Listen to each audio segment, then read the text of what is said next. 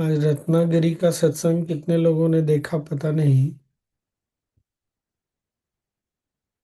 गुरुदेव ने एक बात बोली, तब जाके मैंने भी नोटिस किया कि हमारी पढ़ाई लिखाई ने हमको भजन कीर्तन से अलग कर दिया। गुरुदेव ने कितने लोग बोला तो कितने लोगों ने नोटिस किया। शहर का पढ़ा लिखा व्यक्ति भजन कीर्तन को डिसेंट नहीं मानता था। ये तो गांव के अनपढ़ गंवार कम पढ़े लिखे लोगों का काम है। कभी आज तक गुरुदेव ने कुछ बोला नहीं है। ऐसी भक्ति की लहर उठाई है कि पढ़े लिखे लोग, हम सब पढ़े लिखे लोग, शहर के रहने वाले लोग आज भजन में बैठते हैं, कीर्तन सत्संग में बैठते हैं। जो बदलाव गुरुदेव के आने के बाद समाज में हो रहा है ना, जो सामाजिक परिवर्तन है, वो मैंने पहले भी ये चीज बोला है, ये अनइमेजिनेबल है। जब पीछे मुड़ के कभी कोई सोशियोलॉजिस्ट या इस तरह का कोई व्यक्ति रिसर्च करेगा ना, economic impact, sociological impact, spiritual, religious, unparalleled.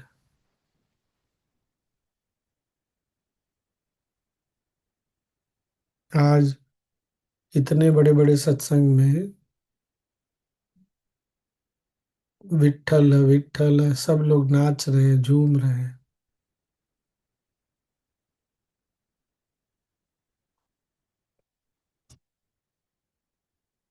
आम करना कोई गुरुदेव से सीखे। खैर, चलो।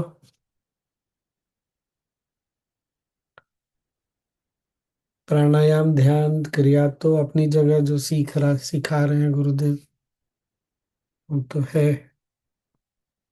और उसका जो इम्पैक्ट है, कितने तरह से है प्रभाव, वो चीज बहुत अभूतपूर्व है।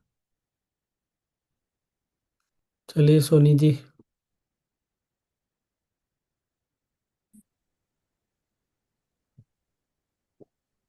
कहाँ तक पढ़ लिया था? 29 अगस्त का लास्ट पैरा बाकी है। हम्म।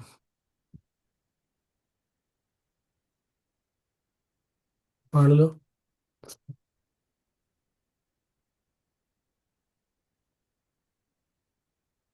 वही हथ चक्र की बात हो रही थी। हम्म। रथ चक्र। वो हो गया था। हम्म। पढ़ रहे हैं स्वामी। पढ़ो। रक्त कमल में जो ऊर्जा स्पंदित होती है उसका नाम है प्राण। प्राण नेत्रों को देखने की शक्ति प्रदान करता है, मुंह को बोलने की शक्ति। नहीं स्वामी जी, ये तो हो चुका है, 30 अगस्त का ये हो लास्ट। चुका। हाँ, ये हो चुका। 30 अगस्त का लास्ट पैरा बाकी है। वही सब जो हो रहा था, अपान कुंभक हम्म। कुंभक, ये सब के बाद पढ़ रहे हैं वहां से। 31 अगस्त का 31 से चालू कर। ये जो 30 तारीख में, मतलब पिछला दो तीन का, एक तो सार ये है कि हम जो कुछ, हमारी जो कुछ भी इंद्रियां काम कर रही है, उसके पीछे की शक्ति क्या है? प्राण शक्ति है। वो प्राण के कारण ही सब कुछ हमको पता चलता है।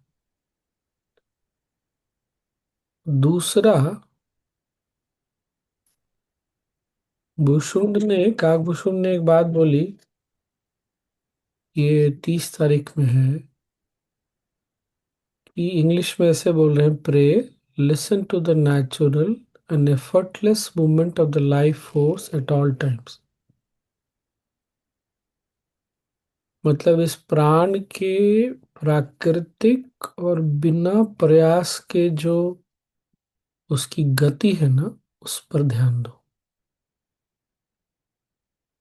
उसके बाद उन्होंने पूरा द्वादशांत और रेचक पूरा कुंभक के बारे में बोला है।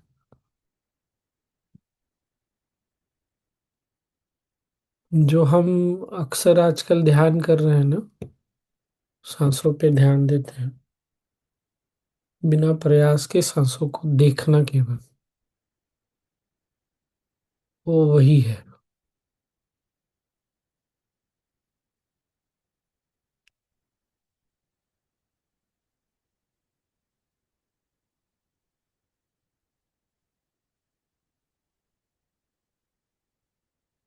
हम्म। पढ़ लेते हैं। पढ़ो।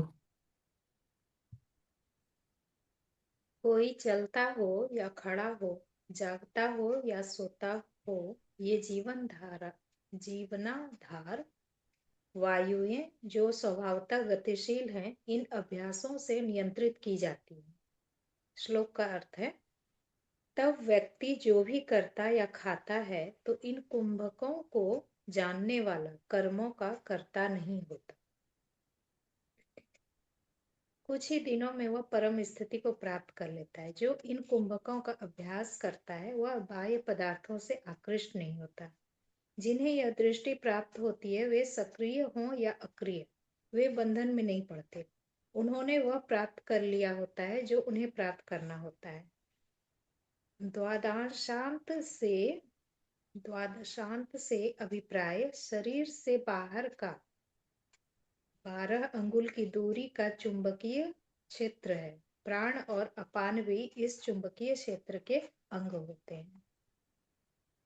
वैसे तो द्वादशांत तो गुरुदेव ने बताई, यहाँ पर अभी जो तुमने पढ़ा ना, उसमें क्या है? He who practices these kumbhak is not attracted by external objects। अगर हम प्राणायाम अच्छे से करते हैं, पूरा फोकस ध्यान लगा के, तो जो ये प्राण शक्ति की गति बाहर की चीजों के कारण बदलती है, जो कंपन आती है ना, वो नहीं होता है। दूसरे सीधे सीधे साधारण शब्दों में बोले, अंदर में बहुत स्थिरता आ जाती। अंदर जितना ही स्थिर होगा व्यक्ति, प्राण उतनी ही स्थिर होगी, आदमी उतना ही स्थिर होगा। और जितना स्थिर होगा, बाहर कुछ भी हो रहा हो उससे मन जो है ना, हिलता नहीं। क्यों? क्योंकि प्राण बहुत स्थिर है।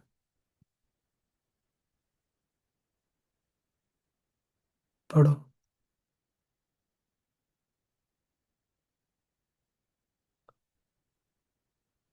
31 और संयम की साधना से स्वामी जी, अभी आप जिस तरह से बोले हाँ। ना, अभी आदमी हिलता नहीं, वैसे कुछ अनुभव में आ रहा है अभी। हाँ, संयम से बहुत बढ़ बिल्कुल। गया ये चीज। हाँ।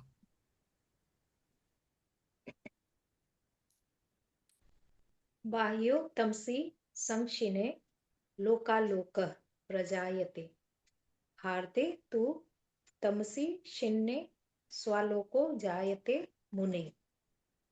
भुषुंड ने कहा, जब प्राण और अपान के प्रति पूज्य भाव रखने से हृदय और मन के दोष दूर हो जाते हैं तो व्यक्ति भ्रम से मुक्त हो जाता है, अंदर से जागृत रहता है और कुछ भी करते रहने पर भी अपनी आत्मा में स्थित रहता है। हे महर्षि, प्राण हृत कमल से आरंभ होता है और शरीर से 12 अंगुल की दूरी पर समाप्त होता है।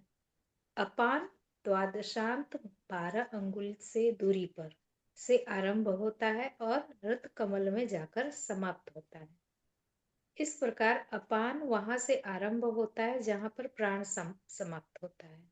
प्राण लौ के समान है जो ऊपर उठता है और बुझ जाता है। अपान जल की तरह है जो नीचे हृत कमल की ओर जाता है। अपान चंद्रमा के समान है जो शरीर की बाहर से रक्षा करता है। प्राण सूर्य या अग्नि के समान है जो शरीर का आंतरिक उपकार करता है।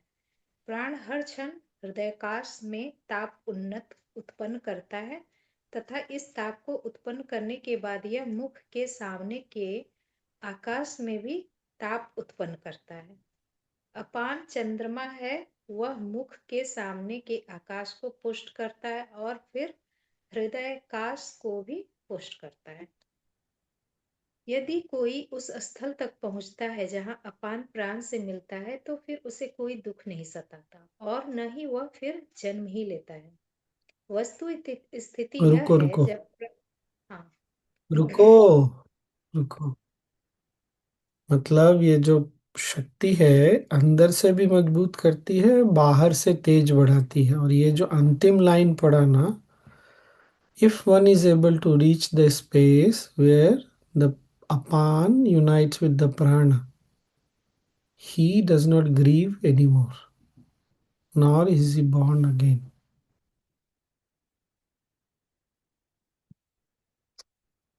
जहां पर प्राण और अपान मिलती है।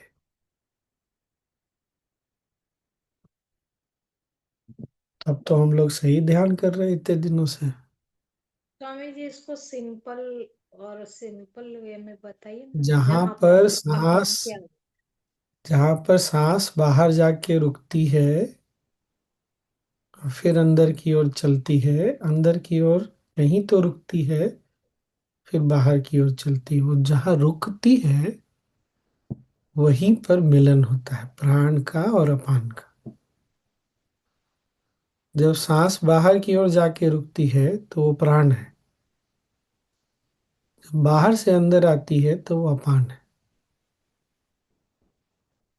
तो वो जो संधि, जहां पर संधि है उसको देख पाना, देखने से सब चमत्कार होता है। मुक्ति बोल रहे हैं। साधारण से शब्दों। मुक्ति बोल रहे हैं, जन्म नहीं ना। हाँ मुक्ति ही है ना वो हाँ बोल रहे हैं, मुक्ति है। हाँ जन्म नहीं देता, मुक्ति है ना। हाँ तो वो संधि जो है ना उसको पकड़ना बहुत आवश्यक है। वहीं पे हमारे विचार रुक जाते हैं स्वामी जी। वहीं पे रुक जाता है, सब कुछ रुक जाता है, सब थम जाता है, पूरी सृष्टि रुक जाती है। पर इसको ना आर्टिफिशियली, ठीक है प्राणायाम तो हम करते हैं, प्राणायाम करना अलग है, और इस स्वाभाविक गति जो है ना उसको देखना अलग है। प्राणायाम में भी देख सकते हैं। तो जब हम सांस लेकर रोकते हैं ना, वो देखना चाहिए। उस समय जब सांस छोड़ के रोकते हैं तो अभी मन को ना वहाँ टिकाना चाहिए, देखना चाहिए। सारा चमत्कार वही होता है। क्या विजय जी? स्वामी जी, जो आप जो अपान की बात कर रहे हैं, वो अपान वायु जो नीचे की तरफ प्रवाह करती है वो है, हम्म और वही। प्राण ऊपर की तरफ, ठीक।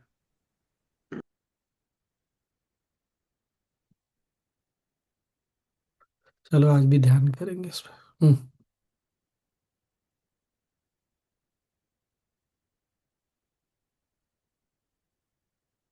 पढ़ें कि ध्यान पढ़ो करना। पढ़ो पढ़ो फिर कर लेंगे।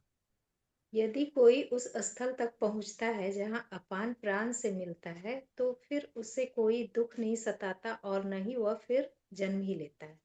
वस्तु स्थिति यह है, जब प्राण अपने प्रचंड ताप का त्याग कर परिवर्तित रूप में अपान का रूप ग्रहण करता है, तब वही प्राण चंद्रमा की शीतलता का त्याग कर पुनः अपना प्राकृतिक रूप सूर्य की शोधनकारी अग्नि प्राप्त कर लेता है।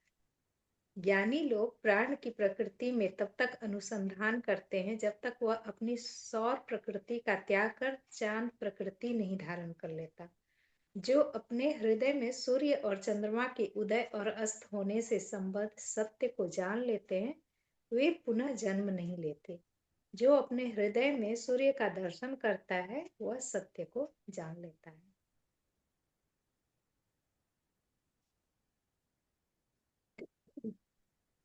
परिपूर्णता की प्राप्ति के लिए व्यक्ति को बाह्य अंधकार की रोकथाम या रक्षा की आवश्यकता नहीं, वरन हृदय के अज्ञान रूपी अंधकार को नष्ट करने का प्रयत्न करना चाहिए। श्लोक का अर्थ है, जब बाह्य अंधकार नष्ट हो जाता है, व्यक्ति संसार को देखने में समर्थ होता है। जब हृदय का अज्ञान रूपी अंधकार नष्ट होता है, तब आत्मज्ञान उत्पन्न होता है। अतः व्यक्ति को प्राण और अपान को देखना चाहिए। इन्हीं का ज्ञान मुक्ति प्रदान कराता है। अपान की समाप्ति हृदय में जिस स्थल पर होती है, वहां से प्राण आरंभ होता है। जहां प्राण उत्पन्न होता है वहां अपान नष्ट होता है। जहां अपान जन्म लेता है वहां प्राण नष्ट होता है। जब प्राण की हलचल बंद होती है और जहां अपान जन्म लेता है वहां प्राण नष्ट हो जाता है। जब प्राण की हलचल बंद हो जाती है और जब अपान आरंभ होने को होता है,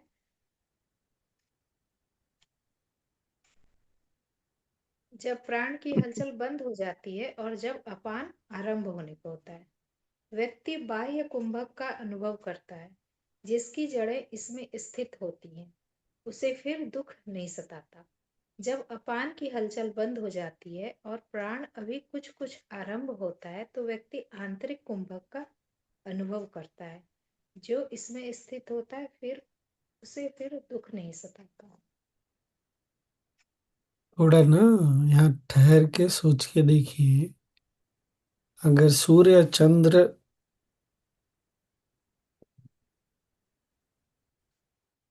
हमारे अंदर है, तो जो बाहर की तिथि है वो अंदर भी चलती है।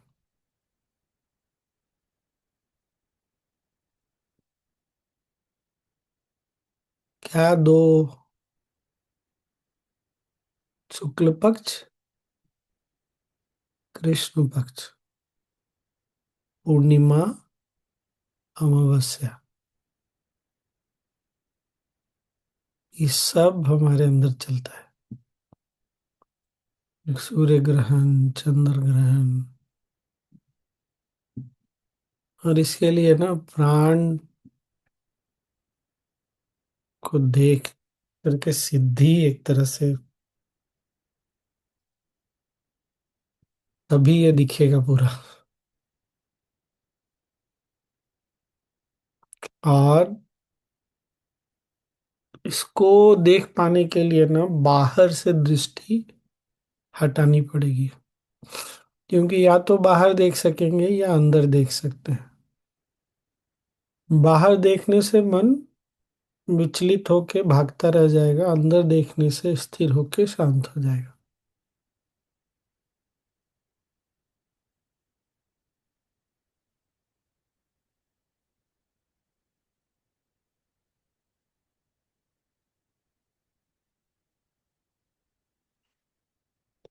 ये क्या रिपीट हो रहा है क्या?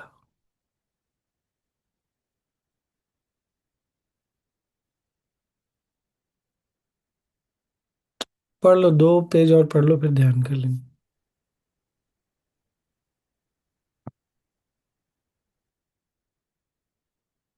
1 सितंबर।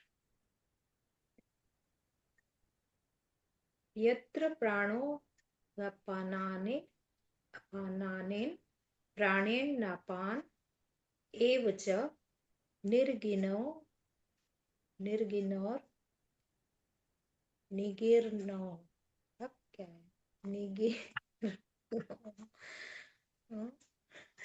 बहिरम तत्सत देश कालो च पश्यतो।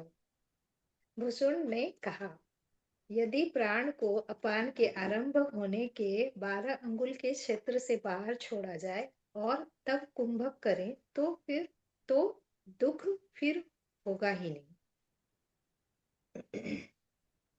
अथवा यदि कोई अपने अंदर उस स्थल को देखने में समर्थ होता है जहां अंदर खींचा हुआ प्राण बाहर निकलने की उमंग में परिवर्तित होता है, तो वह पुनः जन्म नहीं लेता। प्राण और अपान की हलचल जहां समाप्त होती है, शांति की उस स्थिति को पकड़ने वाला फिर दुख को प्राप्त नहीं होता। यदि कोई अपान द्वारा प्राण को भक्षित करने के ठीक स्थल और ठीक क्षण का अत्यंत सावधानी से निरीक्षण करे तो उसे फिर दुख नहीं होता। यदि कोई प्राण द्वारा अपान को भक्षित करने के ठीक स्थल और ठीक क्षण का अत्यंत सावधानी पूर्वक निरीक्षण करे तो उसका मन पुनः उत्पन्न नहीं होता। इसलिए उस स्थल और उस क्षण को देखो जिसमें प्राण, श्लोक का अर्थ है, उस स्थल और उस क्षण को देखो जिसमें प्राण का भक्षण अपान और अपान का भक्षण प्राण शरीर के अंदर और बाहर करते हैं। उस सूक्ष्म क्षण में जिसमें प्राण की हलचल बंद हुई हो और अपान की हलचल अभी न हुई हो, कुंभक उत्पन्न होता है और बिना किसी प्रयास के उत्पन्न होता है। ज्ञानी इसे महत्वपूर्ण स्थिति मानते हैं। जब श्वास का बिना प्रयास स्थगन हो, वह परम अवस्था है। यही आत्मा है, यही शुद्ध असीम चेतना है। जो यहाँ पहुंच जाता है वह फिर दुखी नहीं होता। मैं उसी असीम चेतना का चिंतन करता हूँ जिसकी उपस्थिति और निवास प्राण में है, परंतु जो न तो प्राण के साथ है और प्राण से भिन्न ही है। मैं उस असीम चेतना का चिंतन करता हूँ जिसकी उपस्थिति और निवास अपान में है, परंतु जो न अपान के साथ है और न उससे अलग ही। प्राण और अपान दोनों के न रह जाने पर जो शेष रहता है तथा प्राण और अपान के बीच रहता है, मैं उस असीम चेतना का चिंतन करता हूँ। मैं उस असीम चेतना का चिंतन करता हूँ जो प्राण का प्राण है, जो जीवन का जीवन है और जो अकेले ही शरीर के रक्षण का दायित्व निभाता है। वह मन का मन है, बुद्धि में बुद्धिमत्ता है और अहम भाव में वास्तविकता है। मैं उस चेतना छोड़ो इस, आज छोड़ दो, यहाँ आगे और कुछ नहीं लिखा है, वही सब लिखा है। हम्म महत्वपूर्ण बात क्या है, प्राणायाम में भी बहुत बार हमको ऐसा होता है, मन बिल्कुल शांत हो जाता है, क्रिया करने की भी इच्छा नहीं होती। पर क्रिया में बहुत लोगों को पहली बार से ही हो जाता है। क्या सब कुछ थम सा जाता है, स्थिर, शांत। तो काकभूषण क्या बोल रहे हैं, मैं वही क्या बोले, चेतना की अवस्था है, वही चैतन्य अवस्था है। मैं उसी को प्रणाम करता हूँ, उसी के बारे में सोचता हूँ, उसी पर चिंतन करता हूँ। तो हमारे लिए बहुत बड़ा गाइडेंस है, उसको पकड़ना है, उस उस पर चिंतन मनन करना है कि वो क्या है, अवस्था क्या है, क्या होता है।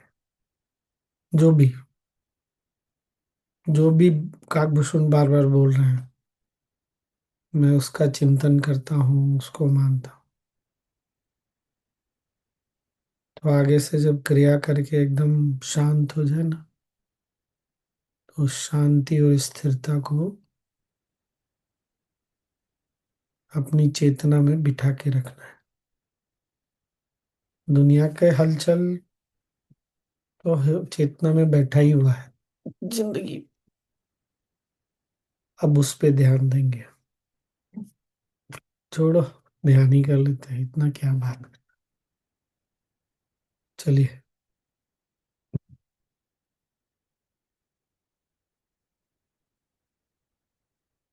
हमें तो पूरा सार मिल गया स्वामी जी, सुदर्शन क्रिया, ये ये- सब कुछ इसमें जो बोल रहे हैं अभी हम लोग पहले से कर रहे हैं ऐसे लग रहा है अभी। हाँ, और नागभूषुंडी पूरा बता रहे हैं कि देखो मैं किस पे ध्यान रखता हूँ, किस पे सजगता रखता हूँ, किस पर चिंतन करता हूँ। तो हमारे लिए तो हम क्लियर गाइडेंस हो गया। चलिए ध्यान कर लेते हैं।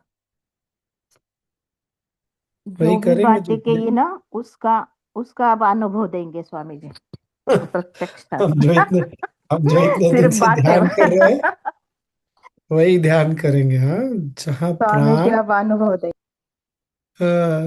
जहाँ प्राण और अपान मिलते हैं, जहाँ अपान और प्राण मिलते हैं, जहाँ प्राण अपान में परिवर्तित होता है, जहाँ अपान प्राण में परिवर्तित होता है।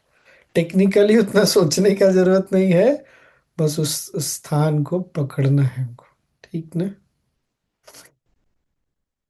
स्वामी जी, आपने बहुत पहले बताया था ना, उस बिंदु को पकड़ के ध्यान करो, वो वाली बात। चलो, आंखें बंद।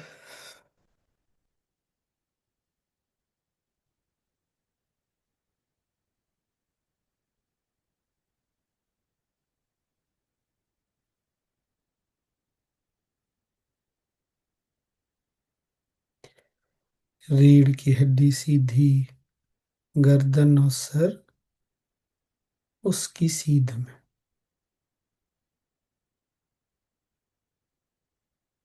कंधे ढीले हैं,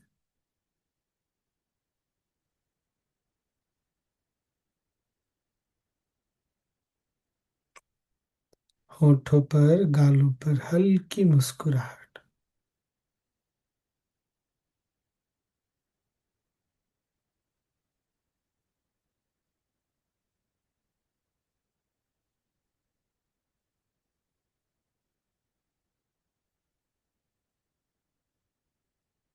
सांस लें, छोड़ें,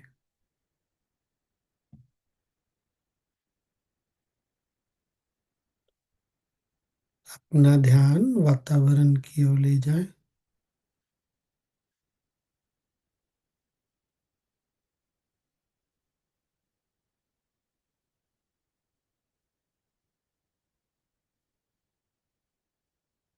कहीं भी कुछ आसपास हलचल हो, उसको देखें।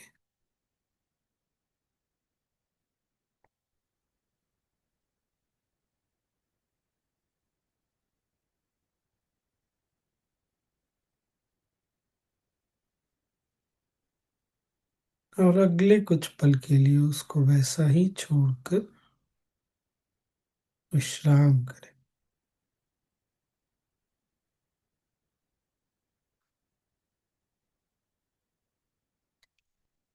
सांस लें,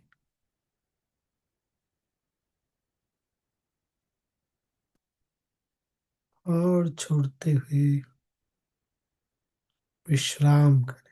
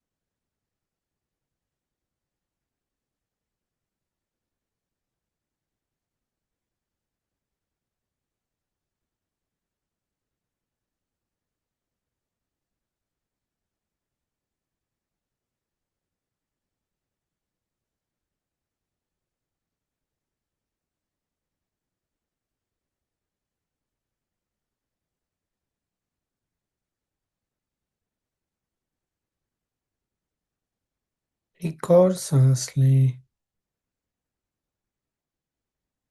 छोड़ते हुए शरीर के प्रति सजग हो जाए।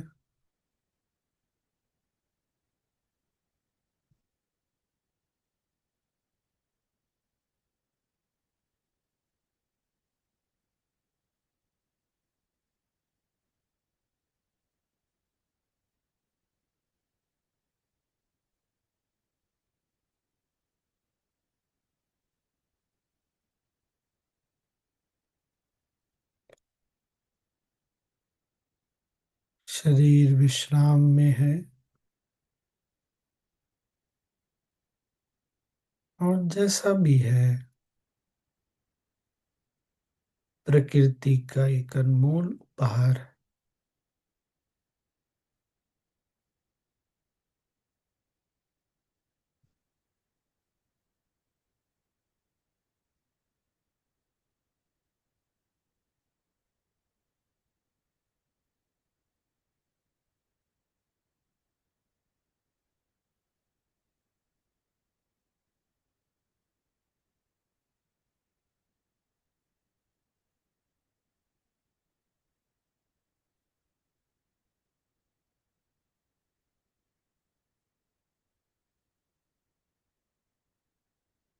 विश्राम करे।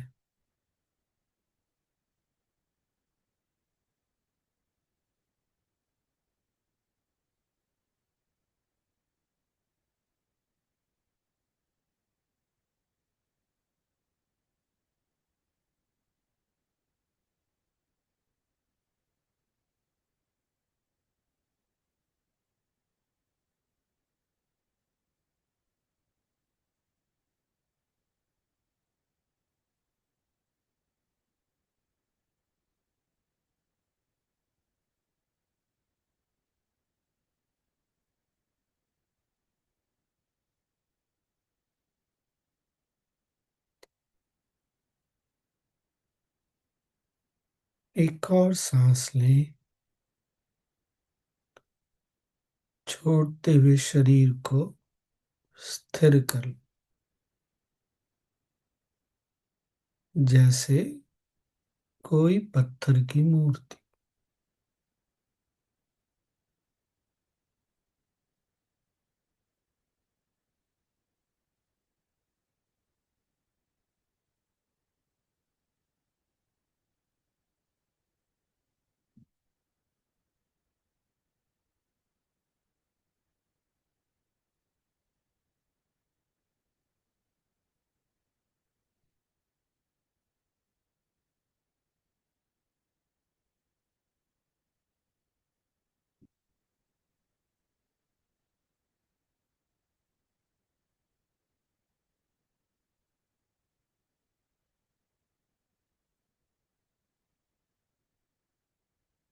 और चलती हुई सांसों के प्रति सजग हो जाए।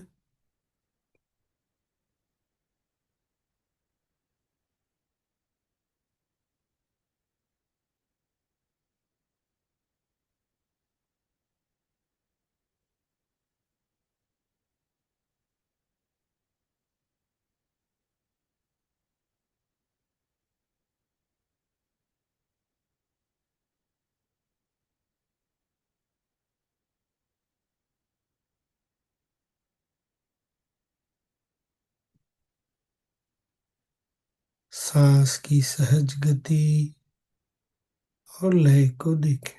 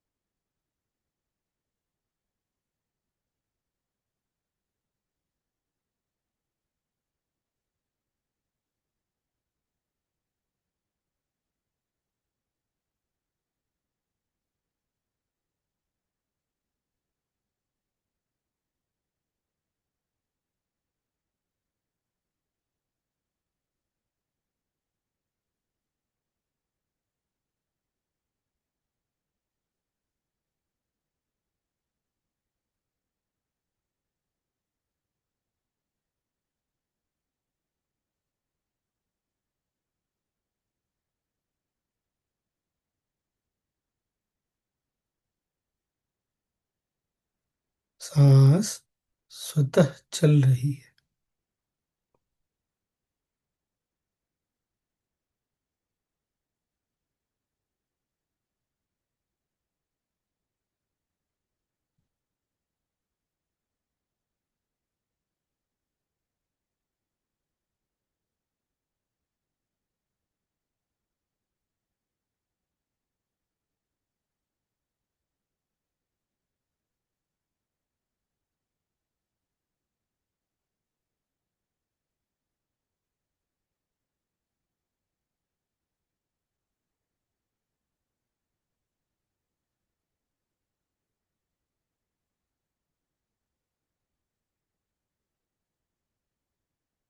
सांस अंदर आ रही है और किसी बिंदु पर रुककर फिर बाहर की ओर चलती है।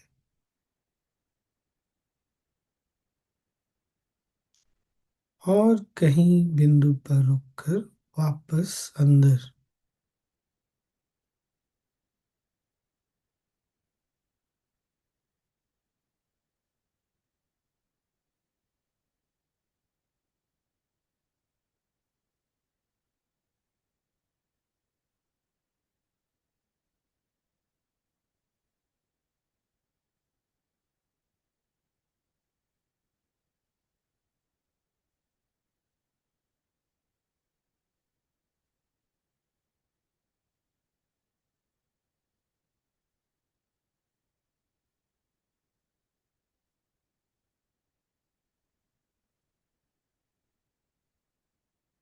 जिस बिंदु पर सांस बाहर आती हुई अंदर जाती हुई मिलती है, उस बिंदु को देखें।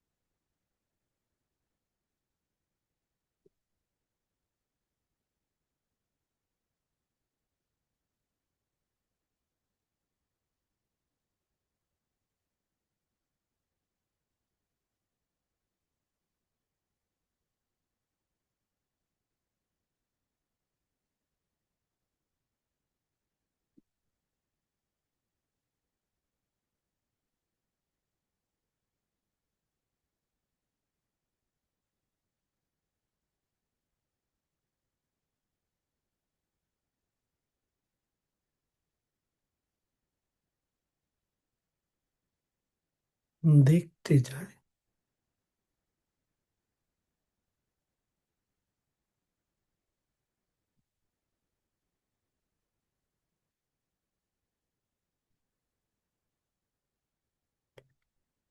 भवों को, आंखों को ढीला छोड़े,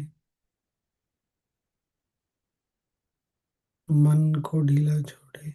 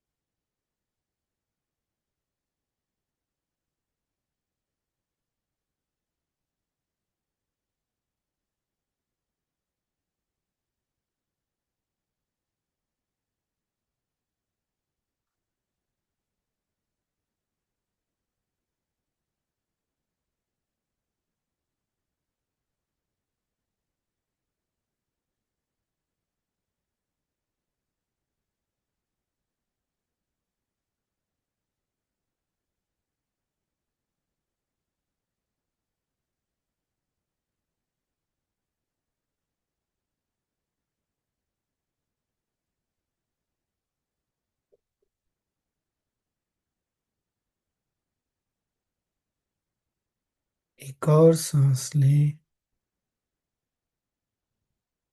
और छोड़ते हुए पूर्ण विश्राम। सारा यत्न छोड़कर विश्राम करें।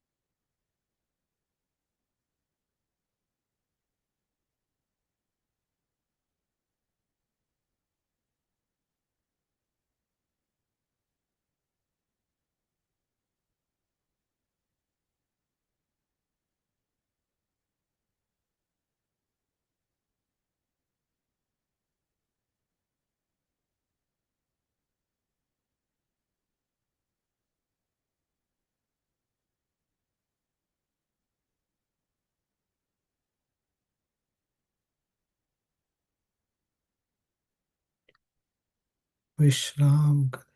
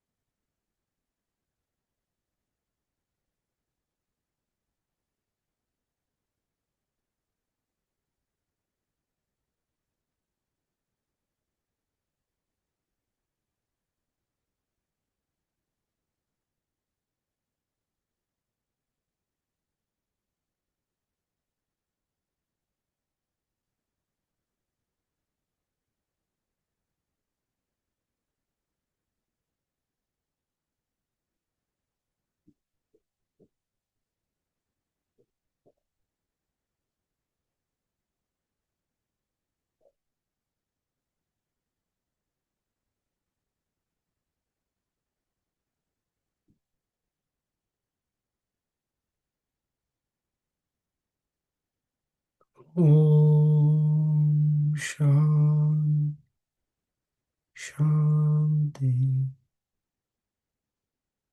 शांति।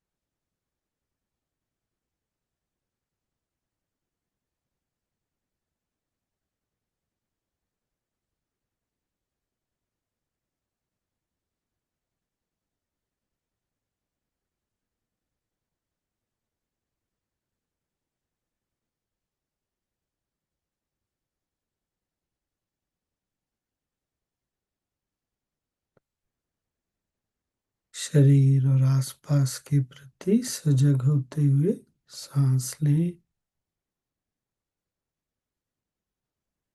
और छोड़ें।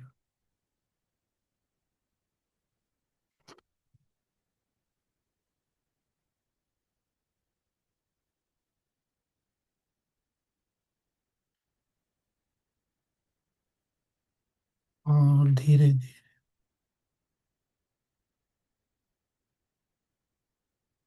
जब भी सहज लगता हो आंखें खोल सकते हैं।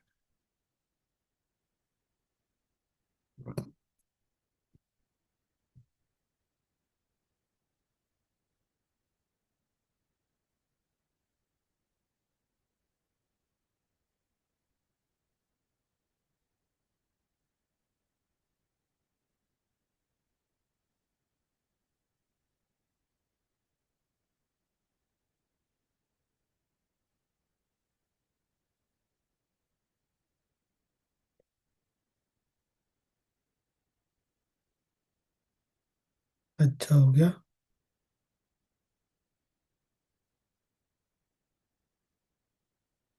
धीरे धीरे सांस सूक्ष्म होती जाती है, पता चलता है,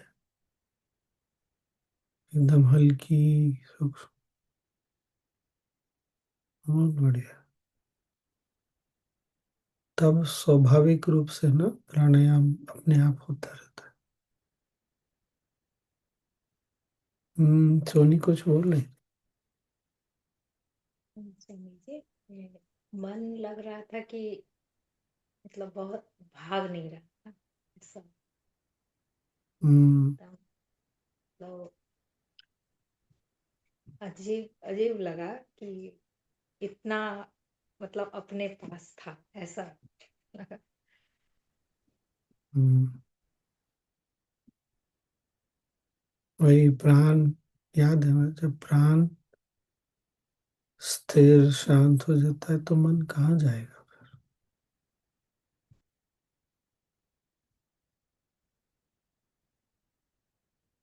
और साधारण रूप से ऐसे याद रख सकते हैं, अंदर जाती हुई सांस गुरुदेव बोलते हैं ना, ऊर्जा देती है, और बाहर आती हुई सांस विश्राम देती है। सूर्य ऊर्जा देते हैं और चंद्रमा विश्राम देते हैं।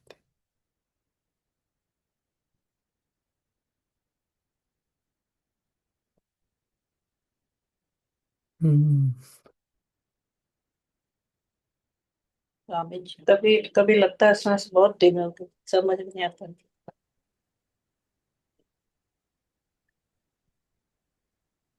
कोई बात नहीं, आगे से अपनी साधना में भी, लौंग क्रिया के, सुदर्शन क्रिया के बाद भी ना, उस अवस्था को जब भी इस ध्यान में कभी याद रखना है। वही अवस्था ही हमारी सच्ची अवस्था है।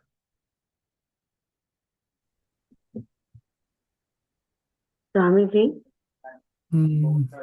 शुरू शुरू में ना एकदम भारी भारी जैसा लगा, फिर एकदम सांस हल्की हो गई, एकदम शांत। शुरुआत में थोड़ा भारी महसूस हाँ, हुआ। होता है। और आगे से जब भी ध्यान करेंगे, ये वाला, सांसों की गति में कोई परिवर्तन करने का प्रयास नहीं करना है। अपने से जैसी भी है, वो बिंदु पकड़ा रही है तो भी अच्छी है, नहीं पकड़ना रहे तो भी ठीक है। कल मिलते हैं फिर। नहीं गुरुदेव।